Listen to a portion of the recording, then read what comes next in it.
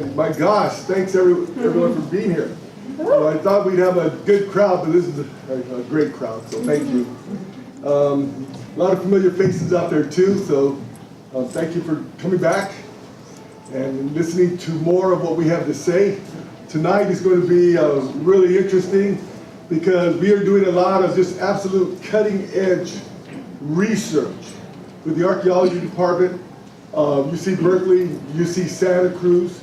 We've had Stanford involved in this and other universities as well.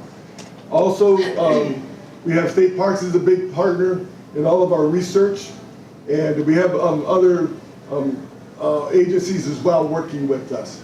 This is a huge effort, and I'd like to tell you a little bit about how that came about.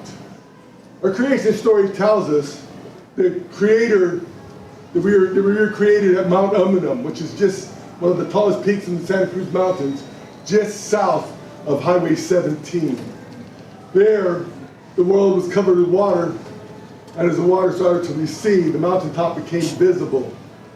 And there, Creator brought hawk, hummingbird, and eagle. And he directed them. He directed them to go dive down in the water and bring up the earth, the firmament. And that's the land that we see today here. And then he had the three birds bring clay from a mountaintop far away. And they would bring it back, basically crumb by crumb. And when they had enough, they would form the rabbits, the mice, the deer. They would form all the animals. And they worked very hard to accomplish that. And then, when all the animal life was here as Creator saw it, or intended it to be, then he created man and woman last. And then, whenever they're the right shape, the right form that Creator said, he brought them to life. And he said, this, Popolochum, our territory, our traditional tribal territory, this, Popolochum, is your traditional tribal territory. And we know now that we don't go out and fight with our neighbors to take more land. We don't try to conquer and dominate others. This is our responsibility. This is what Creator gave us. This is what we work to take care of and protect and conserve. Then Creator gave us the responsibility to take care of all living things and Mother Earth. The water, the wind, the shadows, the mountains, the rocks, and all the animals. That was our responsibility. And for thousands and thousands and thousands of years, our people learned how to take care of the elk, how to take care of the bears, and take care of the fish and our winged relatives. And so we worked on that for thousands of years. We were fulfilling our sacred covenant with Creator by taking care of Mother Earth in the way we did it. And what was most important to that is recognizing the sacredness of the land and the sacredness of our obligation. And so we created ceremonies. Ceremonies to call back the migrating fish, to call back the migrating birds. Ceremonies so that we could adequately and correctly take care of the bear and the elk, etc. That was our obligation. We also worked to keep the lands sacred and spiritual by having a lot of prayer and a lot of ceremony on there. That was our responsibility. Then came the mission times and the Mexican times and the American times. And those were atrocious and horrible for our people. Our population during those periods of time declined by over 96%. There was genocide. There was slavery. There was kidnappings. There was rape. There was, what we call today crimes against humanity, ethnocide, or ethnic cleansing. All those things occurred. All those things occurred on the lands you see today. It really affected our population for many generations. Our people suffer from addictions. They suffer from low self-esteem, from identity issues. They suffer from what's called historic trauma. That's just where so many generations they didn't have happiness in their life. They didn't have hope. They didn't know how to solve problems or how to feel good. They suffered from that. One of our elders was going into the missions at San Juan Bautista. He said, our people will suffer for 7 generations, and then things will get better. Well, guess what? I'm the 7th generation. It's time for things to get better. In 2006, the tribal elders came to a tribal council meeting, and they told council, Creator gave us a responsibility to take care of Mother Earth and all living things. Creator has never rescinded that obligation. To this day, that remains our responsibility. We have to find a way to do that. And boy, let me tell you, I left that meeting pretty shaken and shaking my head and saying, we're a very poor tribe. We can't afford to live in our territory. All the properties of our territory are keep out, private property, no trespassing, etc. How in the world are we going to take care of our territory? It didn't matter. When the elders tell you, we have to find a path back, we have to find a path back. And so since 2006, we've been working very hard. And in all honesty, our ancestors and Creator are with us every step in the way. We have no doubt about that. And that's because we are leading with ceremony and bringing back the sacredness of the land and taking care of the animals to fulfill our obligation. Soon after that, we started making connections with Pinnacles. They reached out to us. Pinnacles reached out. And then a lot of other partners reached out to us. State Parks, BLM, Mid-Penn, the Land Trust of Santa Cruz counties, and many others reached out to us and said they'd like to work with us. What we try to do now is work to restore that lost indigenous knowledge. I used to be embarrassed and ashamed when people, because you're Native American, say, what kind of plan is that? How did your people use that? I didn't know. I didn't know. And I get embarrassed because I didn't know. Because I was Native, I was supposed to know that.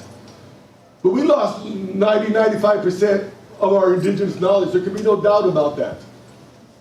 And so what we recognize is that we have to restore that indigenous knowledge so that we can return to the path of our ancestors, to take care of Mother Earth in the way our ancestors did, in the way the Creator directed our ancestors, and the way the Creator is directing us today. We have to restore that knowledge.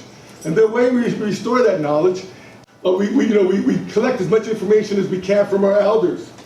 And then we talk to our neighboring tribes and try and gain as much from what they know. For example, every year we have firefighters go up and fight fires or do controlled burns with Klamath, and they learn the prayers and they learn the ceremonies and they learn the meaning of fire and how to control it in a cultural way and its importance, etc.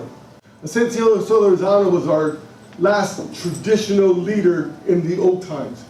She was born in 1855. At age 6, she was recognized, she had a serious illness, and she was recognized as a doctora, a doctor, a healer. And so she started learning our traditions, our cultures, our prayers, our ceremonies. That was her responsibility. But in addition to that, it was her responsibility to pass on the oral history of our tribe. She'd had to learn about all the mountains.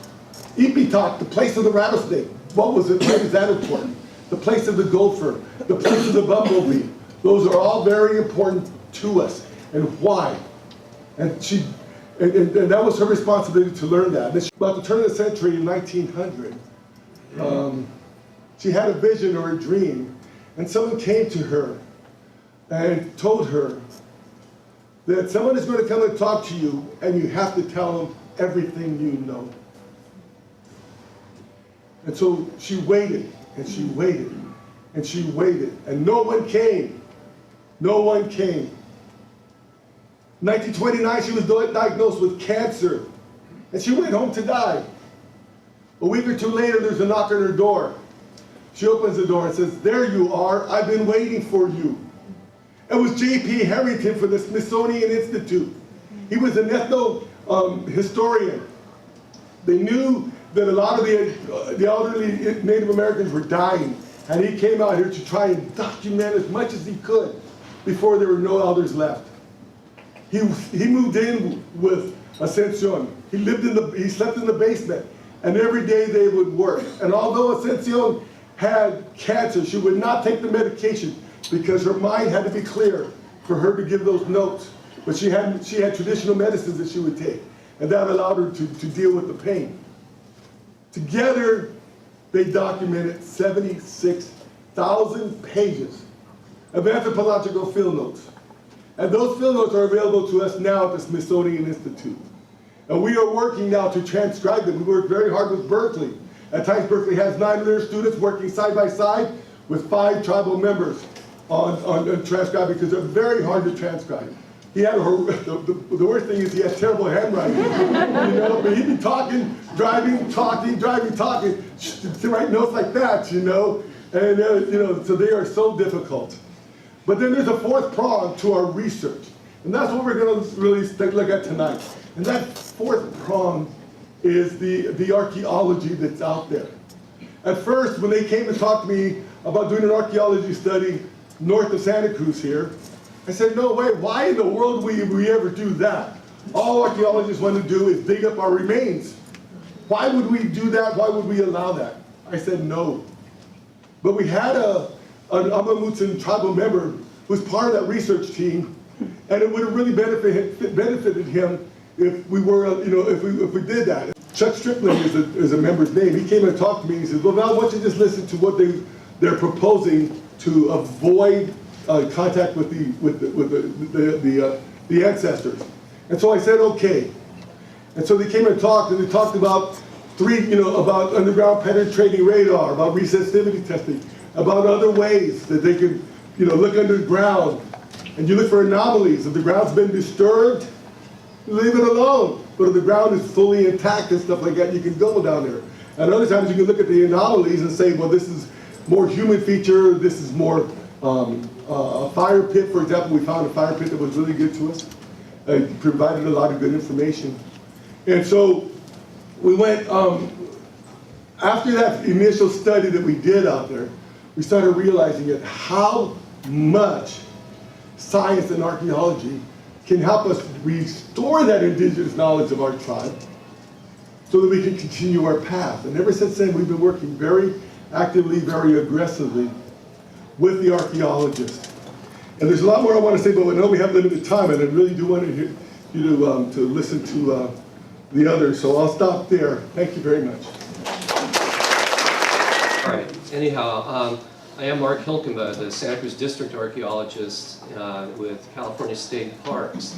And it's a pleasure to be here speaking to you all because we've been embarked in a rather wonderful adventure with the Amah Mutsun tribe, University of California at Berkeley, and state parks combined. So I just wanted to present an overview of where we're going with some of our outlooks and practices with native land management practices in state parks. Santa Cruz District has 32 parks, and they encompass a wide diversity of habitats and landscapes. And these are your parks, so I want to emphasize this. The 32 state parks that we have include redwood forest, coastal habitat, grassland, mixed hardwood forest, mountains, and so forth. It's a pretty diverse landscape, including, we have Big Basin State Park. Most of you guys are familiar with that one. It's the first state park ever bought by the public for the public. There's a plaque there, actually, dedicated to the birth of the conservation movement. So parks is kind of in the forefront, or has been, in very profound outlooks on landscapes and interactions with people. These parks that we have and the landscapes encompass a great deal of culture, history. Native people have been here through, well, forever, they would tell us, and we know since the Ice Age, there was a time when mammoth was on the menu and people were here to harvest them.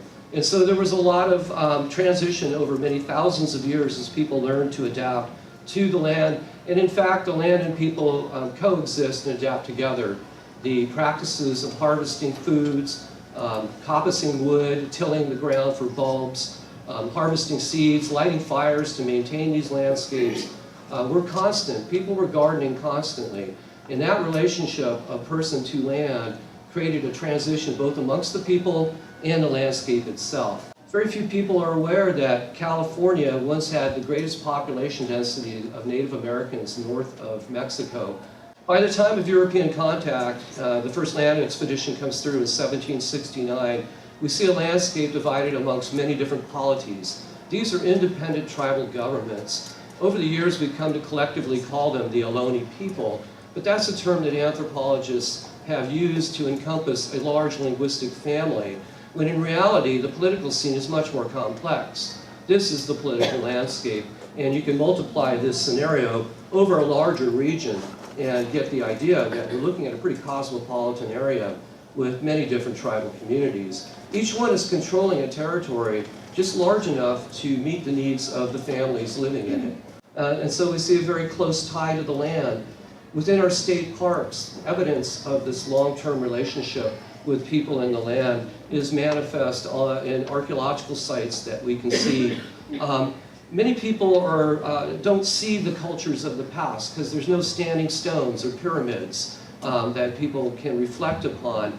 The native people here were working very closely with the landscape, and were very much based on cordage and fiber and feather work and basketry, and those materials don't preserve well in the archaeological record. And so the public has had this kind of jaundiced view of native culture as simple or uncomplicated, and hasn't realized the actual truth of the matter, that the native people had very complex economic systems and were active managers of a diverse landscape and economy.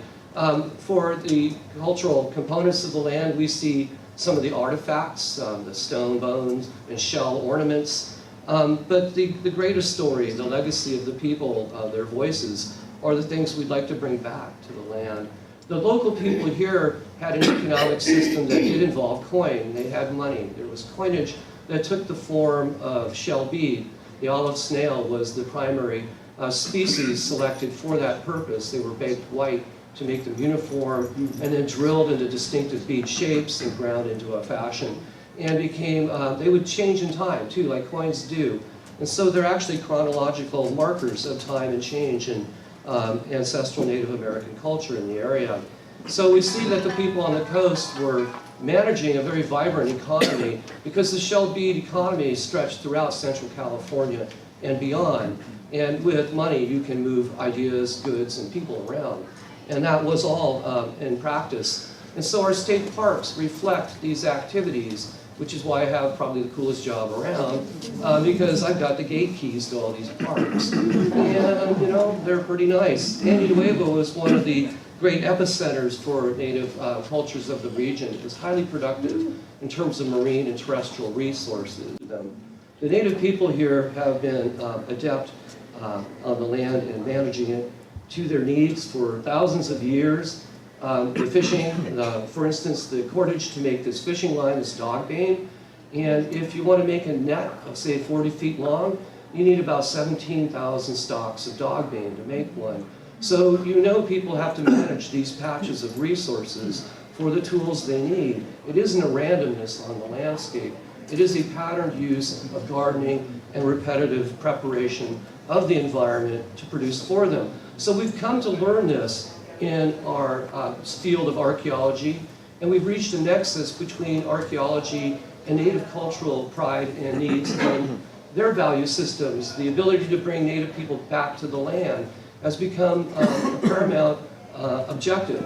We brought the UC Berkeley team and Amah Mutsun tribe into the valley to conduct archaeological research to try and find parts that might help us get botanical data to help fingerprint what the landscape was at that particular time. So we did that work, which will be discussed further at length here by my other partners, and succeeded in doing that. Cruz Valley today is going wild. It is a place that was never wild before, because the village of Cruz Valley, called La Casa Grande by the Spanish expedition because of a single dance house that held up to 200 people. We know that this was a significant place to the ancestral Native American people of the area. So after we did the archaeological work and got an idea of the significance of the place, we were able to convince the State Parks Commission to establish it as a cultural preserve for the purpose of reintroducing traditional environmental knowledge. So in 2009, that was done. It's 220 plus acres. So this is a first step in trying to rebuild a cultural relevance to the land and bring the people back into our parks. The second location, or third, is up the coast in our Coast Dairies property at Sandhill Bluff. Sandhill Bluff is a large archaeological site. We've got it nominated to the National Register as a landmark. It's a very old site. It represents a different climatic regime called the Middle Holocene. And so the archaeological site there is particularly vulnerable to public traffic. So we don't have it officially opened, but in anticipation of future public access, I created a boardwalk to route people away from the sensitive archaeological site and put them more towards the fields where they can enjoy the visual beauty of the place. We're looking at establishing a large number of acres for the tribe and actually a number of partners to help us try and create a native garden. We know that fire was a major tool for native people. Reintroducing fire is not so easy. We do controlled burns in state parks, but it's conditioned by a number of things: defensibility, proximity to residents, air quality control days, humidity days, and so forth. So it's not so easy to do burns and reintroduce old traditional land management methods. We have to work harder towards that, and the district is. Because while we see that bringing tribal stewardship activities into our parks is not only a proper ethical objective, it has practical applications, both for contemporary Native Americans as well as your public parks, since our parks will benefit from relearning traditional land management practices and applying them in our system. The entire state system has begun to clue into this concept of reintroducing native land management practices. So it's a new age, and I'm very proud to be involved with that. So thank you very much. So what I want to do is just build on what Val and Mark have talked about, and that is this issue of restoring indigenous knowledge here along the Santa Cruz coast. And we've been working at UC Berkeley on a couple of different projects that we're working closely with the Amah Mutsun tribal band and also with state parks. And also, as you mentioned, UC Santa Cruz is a key part of our program as well, collaborative program. We have a number of faculty and students who are part of that. And some of the work that we've done is the Harrington notes that Val talked about, transcribing those and making those accessible to the tribe. The other aspect, though, is the archaeology, and seeing how we can make archaeology and basically restoring some of this knowledge that Val was talking about the kinds of environmental relationships which our tribe had with the greater landscape. And that's what I'll talk about here for the next few minutes. And one of the points I want to make, building on what Mark talked about, is just how much our knowledge of Native peoples, and here I'm speaking as an anthropologist, archaeologist, has changed over the last 30 years. Now, most of you wouldn't believe that I've taught at Berkeley now for 30 years. It's amazing how the field has changed in terms of our knowledge of Native people. California, especially coastal California, the San Francisco Bay Area, was the most dense population north of the high civilizations in Mexico. And it had a very, very sophisticated economy, very sophisticated political, religious, in terms of the kinds of practices that were here. As part of this, they also had a very, very sophisticated relationship with the environment. And Mark mentioned the importance of fire.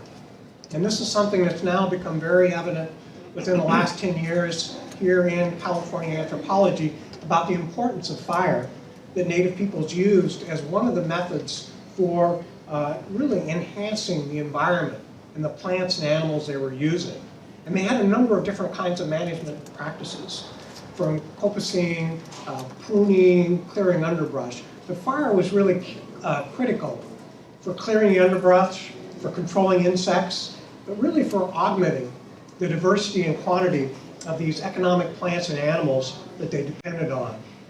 And fire, especially if it's done in a sophisticated, strategic way, a series of small burns can actually create these patchy mosaics that are at different stages of succession. And what this does, when you begin to look at a tribal territory, and Mark was talking about the tribal territories that existed here, is that you can do rotation of burning and create really an enhanced biodiversity by having different successions going on. And you can create burns where you'll get wild the grasslands coming in, and you get seed crops, and we see a lot of that archaeologically.